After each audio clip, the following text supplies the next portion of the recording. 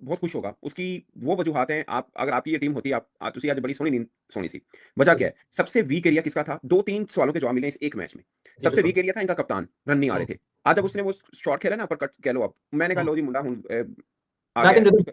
हाँ, वो मैंने आपको बोला था कि सीरीज में एक आधी 50 उसकी आ ही जाएगी। सो वो कितनी हुँ, 23-24 इनिंग हो गई है लास्ट 2024 में जो उसने बनाई थी बांग्लादेश के खिलाफ, और अब उसका 50 आ गया। मगर शुरू हुँ, में कुछ 10 बॉलों पे 12 रन थे। बिल्कुल हुँ, वो स्ट्राइक रोटेट और एंकर रोल किया, क्योंकि ईशान किशन धुआंधार किस्म। अब आपको एक चीज़ समझ आएगी जो मैं आपको कह रहा था, कि अभिषेक शर्मा के बगैर जब 200 रन इतना कंफर्टेबली चेज़ करते हैं जिस तरह अभिषेक शर्मा खड़े होके कर जाता है, तो हुँ, इनके सारे खाने टिक होंगे। आप सोचिए हुँ, ईशान किशन वो प्लेयर, उसके बाद उसने भी गिव अप किया, और फिर हुँ। शिवम दुबे का एक छक्का देखा था आपने जो उसने वो 100 मीटर का, ओह 100 माय मीटर गॉड! का। भाई साहब मैं आपको बताऊं, इस वक्त वर्ल्ड में ना 3 टीमें T20 की धांसू टीमें हैं, 3 टीमें। उनमें बेस्ट से एक कॉम्बिनेशन। बेस्ट कॉम्बिनेशन, लेकिन उनमें से इंडिया का बाकी 2 टीमों का डिफरेंस अब बढ़ रहा है। मैं ये समझ रहा था 19-20 का फर्क है, बट बढ़ रहा है। यानी न्यूजीलैंड की इस टीम में जिसमें इंडिया के साथ खेलते हुए बुमराह नहीं खेल रहा। Point two hmm, be noted, my my Lord, point to be noted. Bumrah नहीं खेल तो रहा, तजर्बा कर रहे हैं वो, और वो उसमें उनका अभिषेक शर्मा भी आउट हो जाता है जल्दी में। आप चलो संजू को भी ले लो, वो भी जल्दी आउट हो गया। 6 पे 2 208 चेस कर रहे हो, नहीं आसान होता, जैसी मर्जी पिच है, तुसी हुँ, डका लांदे ही लांदे हो। हुँ, सो आज गौतम गंभीर बहुत खुश होगा। आई एम टेलिंग यू, उसकी सारी खाने टिक हो गए हैं। वो जो वर्ल्ड कप से पहले एक-एक चीज़ रहती है ना, कि यार बस ये चीज़ ठीक हो जाए ना, तो एक जिसे बोलते हैं हुँ, ना आइडियल या ड्रीम टीम बन जाती है, वो हुँ। बनी है।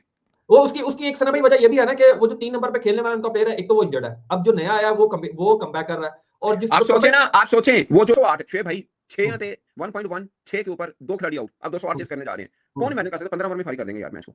बिल्कुल ऐसा ही है। फटाफट। अब एक चीज़ और भी पॉइंट टू बी पॉन्डर है योर ऑनर, मैं भी आपको योर ऑनर कह देता हूँ, उसी पॉइंट ऑफ व्यू से। आप ये देखिए कि सूर्यकुमार यादव के 10 बॉलों पे 12 रन्स है, ठीक है? और जब वो मैच को फिनिश कर रहे हैं, तो उस टाइम पे उनका स्ट्राइक रेट और ईशान किशन का स्ट्राइक रेट ऑलमोस्ट सेम है। यानी कि पहले एक बंदा जो सिर्फ रनिंग एलिमेंट जो थोड़ा-सा मुझे अभी भी लगता है, वो ये लगता है कि यार इतने 200 से ऊपर रन्स यार नहीं होने चाहिए सना भाई। शोएब भाई जहां 15 ओवर में रन 200 चेज हो रहे थे, 200 रन नहीं होने चाहिए वी एवरेज। य यार आप फिर ये भी क्लेम नहीं ना कर सकते कि आपकी वर्ल्ड क्लास बॉलिंग है। नहीं, वर्ल्ड क्लास बॉलिंग का मतलब क्या हो, जिस पिच के ऊपर 208 रन 15 ओवर में चेज हो रहे हो, अब वो उसी पिच के ऊपर आप उस 20 ओवर में 150 रन खाएं, अब ये कहना चाह रहे हैं? ऐसा नहीं, नहीं होगा। देखो मैं कहता हूँ ऐसा नहीं 200 होगा। से कम होने चाहिए। 200 का बहुत फिगर होता है यार, टी20 में और बहुत नहीं फिगर नहीं है। नहीं होता, वो उन्होंने कंट्रोल किया उन्होंने डैमेज, वो नीचे से सेंटर खेल गया, ठीक है, हुँ, बट ज्यादा रन नहीं थे इस पिच के ऊपर। 200 अगर इंडिया पहले खेलता तो 40-50 रन होने से होना थे। ऐसा सही। नहीं है यार। अच्छा आप अब सोचे ना यार 6 पे तो आउट हुए, और ईशान हुँ। किशन ऐसा खेल रहा है जब वीडियो गेम होती है। इसीलिए कहते हैं कि भाईजान right man for right job जो है ना वो बहुत ज़रूरी है। और एग्जैक्टली। और जब कॉम्बिनेशन के अंदर आप ट्राई आउट करते हैं और कोई फिट इन हो जाए तो मेरा ख्याल है उसको फिर नहीं हिलाना चाहिए। क्या कहते हैं आप? नहीं नहीं यार, तिलक वर्मा अच्छा भाईजान समथिंग वो दोनों यार मैं। मैं अभी तो सोच रहा था अभी रणजी ट्रॉफी चल रही है ना तो उसमें सरफराज ने 200 मारा है, ठीक है?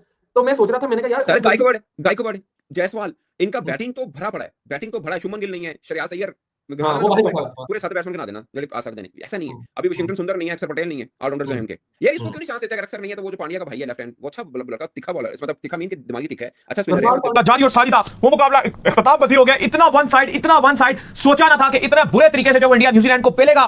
208 run, oh my God, 208 run board के ऊपर लगाए थे और ऐसा लग रहा था कि आज के मैच में शायद जो न्यूजीलैंड इस मैच में कमबैक कर जाएगा और न्यूजीलैंड जो सेकंड टी20 जीतने में कामयाब हो जाएगा। लेकिन 6 पे 2 बांध के रगड़ रगड़ कर जो वो मारा है इन्होंने, और क्या कमाल किस्म की इनिंग देखने को मिली है। संजू सैमसन और अभिषेक शर्मा अर्ली आउट हो गए, लगा गेम टोटली जो न्यूजीलैंड के इंडिया के जो है वो हाथ से निकल गई, न्यूजीलैंड के हाथ में चली गई। लेकिन फिर आया भाई कमाल का लड़का ईशान किशन। मैं इनको 2 दिन से कह रहा हूं ईशान किशन का, पिछले मैच में मैं कहता था सेंचुरी मारेगा जिस तरह ये कमाल करता है। उसने आके आज जो तोड़ा, जो उसने फोड़ा, जो उसने मरोड़ा, 32 बॉलों पे 76 रन। अगर एक अभिषेक शर्मा आउट हुआ तो ईशान किशन ने कहा मैं हूं ना, मैं ही अभिषेक शर्मा हूं। और क्या यार उस लड़के ने खूबसूरत शॉटें मारी, और दाऊद जो उसने हरकतें फोक्स के साथ पहले उसने एक ओवर में की और फिर जो सूर्यकुमार यादव ने एक ओवर में की, मुझे लगता है फास्टेस्ट रन्स देने वाले वो बॉलर बन चुके हैं। 2 ओवरों में 49 रन क्यों तोड़ा। वो बेचारा परेशान हो गया कि मैं स्लो डालूं, मैं स्लो यॉर्कर डालूं, मैं स्लो बाउंसर डालूं, जहां सूर्य को बॉल डालूं वहां वो चौका मारता है, ईशान किशन को बॉल डालूं वो छक्का मारता है।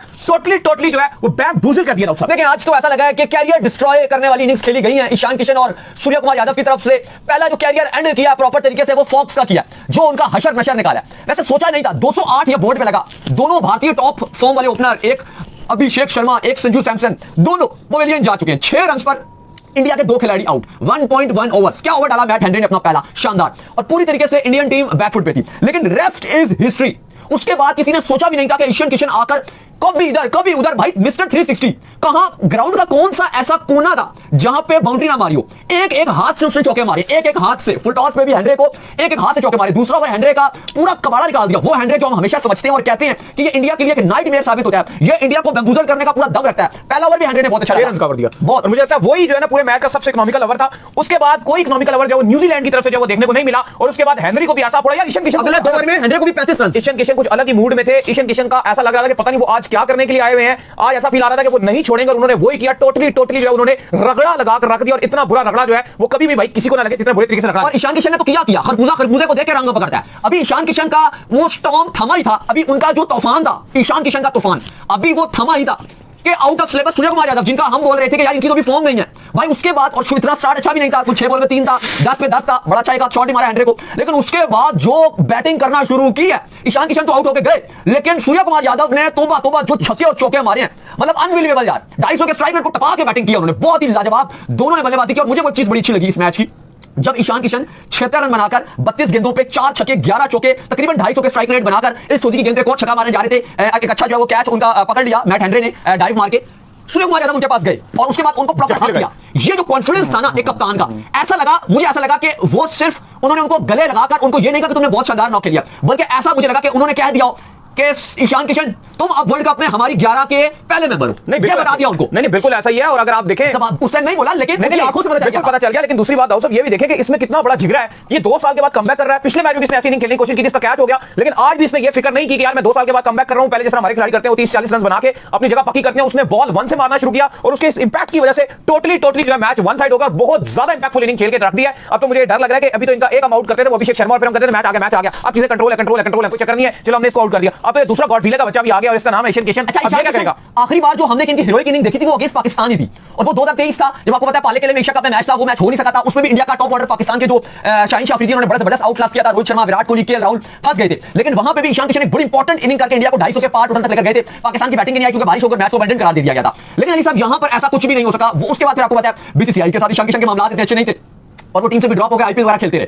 लेकिन अब ईशान किशन ने जो अपनी वापसी की, पिछले मैच में भी एक नजर आ रहा था कि उनके पास टेम्परमेंट है, लेकिन वो अनलकी रहे, विकेट चली गई उनकी। लेकिन आज जैसे उन्होंने खेला, अली साहब जिस तरह से ईशान किशन और फिर सूर्य कुमार यादव की फॉर्म आ जाना, कहीं ना कहीं जो वर्ल्ड कप की बकिया टीम्स हैं, ये एक फियर फैक्टर भी आ गया कि आप हमें हराना तो छोड़ो, आपके लिए हम एक स्ट्रॉन्ग टीम है, हम जीतेंगे, हम बड़े बड़े टारगेट भी सेफ, अगर आप हमारे अगेंस्ट, हमारी बॉलिंग अगेंस्ट 200 भी बनाओगे, वो ऐसे हम चेस करेंगे जैसे कोई हम 150 का टारगेट चेस कर रहे हैं। एक ये बताया, और बॉलर्स के लिए एक बहुत ही गंदा मैसेज दिया गया कि हम आपके कैरियर डिस्ट्रॉय करेंगे, जैसे आज फॉक्स का हशर किया, बताया गया कि भाई हम आपके कैरियर डिस्ट्रॉय करेंगे। ये जो चीज होती है ना, ये एक खतरे की घंटी और एक फियर फैक्टर जाता है ओपोनेंट टीम के ऊपर, और ये इंडिया ने आज न्यूजीलैंड के अगेंस्ट जो करके दिखाया, ये कितना खतरे की घंटी बजा दिया सूर्य कुमार यादव और ईशान किशन ने, कि मुझे लगता है कि अब बकिया टीम्स ना सिर्फ मॉरली तौर पर थोड़ी सी गिरी हुई होंगी, और आज जो मैं समझता हूं कि न्यूजीलैंड का जो स्क्वाड था बड़ा परफेक्ट है, स्ट्रैटनर जैसा बल्लेबाज इतना नीचे आकर इतनी शानदार बैटिंग करके जा रहा है, डेप्थ है इस टीम के अंदर न्यूजीलैंड की। लेकिन जो आज हशर किया इंडिया ने इस टीम के साथ, यकीन मानिए मुझे लगता है कि इनका सारा वर्ल्ड कप का जो कॉन्फिडेंस है ना इस न्यूजीलैंड की टीम का, जिसको लोग टॉप 4 में रख रहे हैं इस न्यूजीलैंड टीम को, मुझे लगता है कि इनके सारे कॉन्फिडेंस का बेड़ा गर्क करके रख दिया।